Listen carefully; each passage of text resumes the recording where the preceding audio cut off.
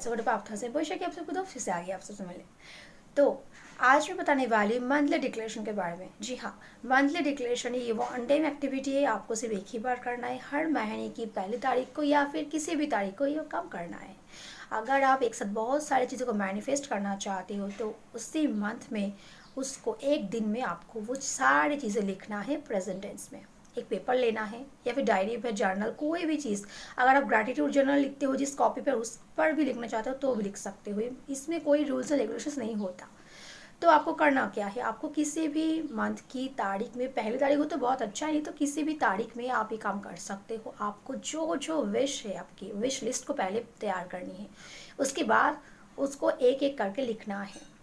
अब यहाँ पर 5 हो सकते हैं, 10 हो सकते हैं, 15 हो सकते हैं। पूरे के पूरे विशेस आपको लिखना है प्रेजेंट टेंस में। वन टाइम एक्टिविटी है, आपको रोज़ रोज़ नहीं लिखना, मंथ में सिर्फ एक ही बार। उसके बाद हो गया, अब नेक्स्ट मंथ पे फिर से वही काम। नेक्स्ट मंथ में भी आपको सोच के रखना है कि आपको क्या क्या चाहिए। उसके बाद उसको आपको नेक्स्ट मंथ की किसी भी तारीख में या फिर पहली तारीख में सब कुछ एक के बाद एक लिखते रहना है। इसको कहते हैं मंथली डिक्लेरेशन। मतलब हर मंथ में आपको मैनिफेस्ट करना होगा। आपको देखिएगा, आप इस काम को करके देखो। आप जो जो चाहो ना, वो बहुत सारी विशेस आपकी उस महीने के अंदर ही पूरी हो जाती है। बहुत सारी इच्छाएं आपकी एक साथ मैनिफेस्ट होगी। बहुत सारी इच्छाएं होती है हमारे, हम अक्सर हम चाहते हैं कि मल्टीपल डिज़ायर्स हमारी जो है वो पूरी हो जाए। तो इसके लिए इससे ज़्यादा असरदार उपाय और कोई हो नहीं सकता। तो आपको एक साथ अपनी सारी इच्छाओं को एक ही दिन में लिखना है। किसी भी मंथ की तारीख में आपको बस उसको लिखना है। किसी भी तारीख में आपको वो सारी चीज़ें पूरी तरह से लिखना है। ये काम आप किसी भी टाइम कर सकते हो, सुबह लिख सकते हो, रात को लिख सकते हो, समय का भी कोई इशू नहीं है। बस आपको मन को शांत रख कर पूरे विश्वास के साथ लिखना है कि मुझे जो जो चाहिए वो इस मंथ में ही मिलने वाला है। जो जो मैं लिख रही हूँ ये चीज़ है, इसी मंथ के अंदर ही मुझे मिलने वाला है।